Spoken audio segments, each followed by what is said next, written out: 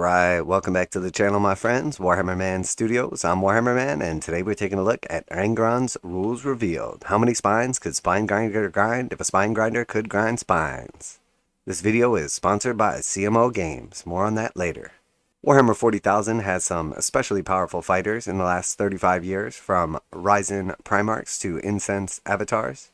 But few deserve even to be mentioned in the same breath as the apex predator of the 41st millennium, ANGRON, Demon Primarch of the World Eaters.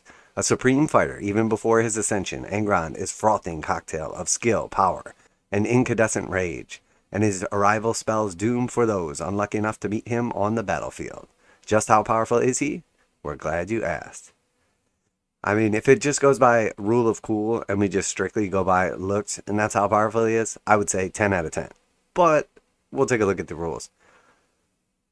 Okay, so we did a sort of like spoiler kind of leaks thing. I typically don't do those unless they look pretty accurate or unless there's something clearly that stands out that makes me think that they're fake. So in this case, we did an ANGRON video for the leaks that came out, and these appear to be the same stats. Movement 16, weapon skill 2, ballistic skill 2, strength 9, toughness 7. This was the thing that jumped out at me.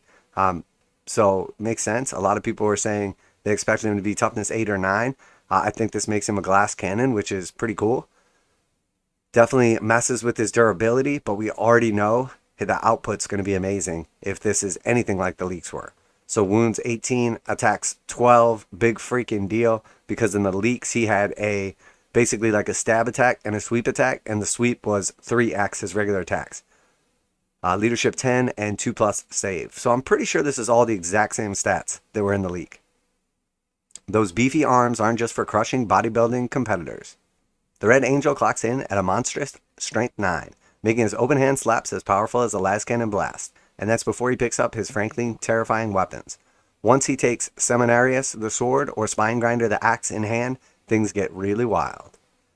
Okay, so just looking at the actual model and the weapons themselves, the sword is freaking awesome. I love the overall just design of this. It has like the Black Templar like chains holding him to the weapon. That's awesome. It has a little bit of like the demon thing going on here and the energy. It has the symbol of Khorne on it. You can literally hit people at the back of it, and it's got a sweet little point on there. And then my absolute favorite part of this type of design we've been seeing lately from Games Workshop is the little like hook edge on the sword. Similar to what we saw in like Chaos Knights, like the big boys for 40k. And then also we've seen on like some of the character models as well. I love the idea of being able to like stab something, swipe something, or kind of like use this as a hook and just like stick something and pull it towards you. Very, very cool. And then as far as the axe is concerned, again, we see the chains, you know, making it so obviously he can't be like disarmed or drop his weapon or whatever. And then on top of that, we've got cool little back piece on the axe, nice little blade. The incorporation of like 1,000,000 skulls in the axe head. The paint job obviously makes it look awesome, but we see like the double chainsaw blade as well. Just absolutely love it. The detail on this model is phenomenal. I cannot wait to get a hold of this dude, paint him up, and put him on the battlefield. So Seminarius and Spine Grinder. Each time an attack is made with this weapon, select one of the profiles below to make the attack with. Okay, so the two weapons act as one and then give like a single profile, and then you have the option for the sweep or the skull taking slash. So here's the sweep. Melee user strength -3, 1 damage. Each time an attack is made with this weapon profile, make 3 hit rolls instead of 1. So we know without any other special abilities, warlord traits, or anything like that, his base attacks were 12. So that gives you the potential right off the bat for 36 attacks with no bonuses. 36 attacks, strength 9, -3, AP, and damage 1. That is ferocious. And then for the actual like stab, the skull taking slash, melee +5 in this case. So again, without any of those extra bonuses, we're talking about 14 strength, -4 AP, D3 +3 damage. So very, very strong. And now a quick message from this week's sponsor. This video is sponsored by CMOGames.com, where you can get 15% off most Games Workshop pre-orders, and they go live right at midnight Saturday mornings. CMOGames.com offers free shipping on orders over $25 in the US 48, and most orders ship within 24 hours. CMOgames.com has been selling Games Workshop products online for more than 20 years, and customer service is their top priority. CMOgames.com carries the full line of Games Workshop products, including 40k, Age of Sigmar, Kill Team, warcry, paints, hobbies, and tools. Visit CMOgames.com using the affiliate link in the description below so they know you heard about CMOgames.com from Warhammer Man Studios. Now, back to the video. And again, this seems to line up perfectly with all the leaks we just saw.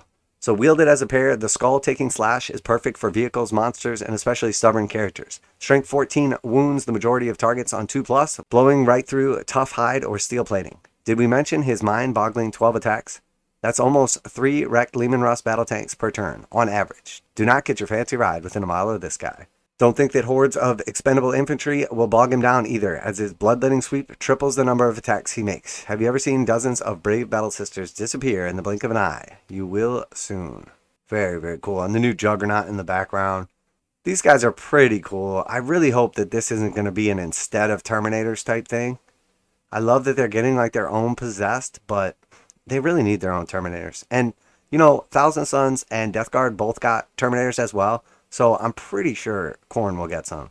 With such power at Angron's disposal, we wondered how he compares with the brothers in a mortal murdering contest.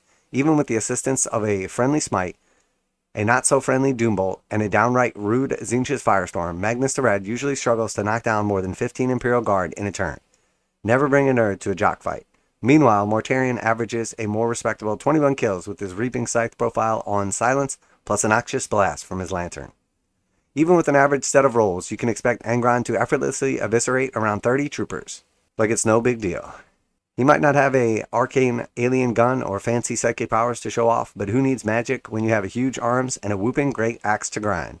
So that is one very important thing to remember when you see these stats is that the other Primarchs are psychers, very, very powerful psychers, Magnus and Mortarion, two of the most powerful in the game. So sure, we can look at like smite damage on Imperial Guard, like troopers and stuff like that. Sure, we can look at, you know, does it look like Angron is much, much stronger? But you have to understand that like if you smite something like a land fortress with like a 2-up, 4-up save and do a wound to that, that's not the same thing as just killing like a basic kin warrior or Imperial Guardsman or something like that, because the points are so much more expensive. So doing a comparison like this, not completely accurate. Obviously, it's going to make Angron look really good because he has the ability to just outright slay a ton of guardsmen. But there's a lot more like trickiness that goes to these. So I wouldn't just look at these and say, oh man, Angron's exponentially better. You know, he's 3 times better than Magnus and almost twice as good as Mortarion. I wouldn't do that because there's a lot more to it, obviously. And we don't know all the rules yet. Speaking of all the rules, here's some more. As sheer rage and wrath incarnate, you'd be forgiven for thinking Angron's one-trick pony. But he has also a number of handy support abilities to assist nearby World Eaters. Granted, he doesn't make much effort to command his men, preferring to inspire them with furious bloodshed. I mean, that's a type of command, isn't it? So, Wrathful Presence. In your command phase, select one of the following abilities. This model has the ability until the start of your next command phase. So again, this was like word for word in the leaks. Infectious Rage, Aura. While a friendly World Eater's core unit within 6 inches of this model, add 1 to the attack characteristic of models in that unit. So a friendly World Eater's core unit within 6. Add 1 to their attacks. Very cool. He's not going to benefit from that himself, obviously. Glorious Bloodletting, Aura. While another friendly World Eater's unit is within 6 of this model, each time model in that unit makes a melee attack. Reroll a hit roll of 1. So not bad. And then Righteous Slaughter. While the unit is within 6 inches of this model, that unit cannot fall back. So very, very strong. No other criteria to that, just straight up, you cannot fall back. No test, no roll off, no nothing. That is extremely, extremely powerful. While not leading fellow Khornates to greater heights of brutality with infectious rage and glorious bloodletting, the Red Angel's sheer presence is enough to root enemies in place.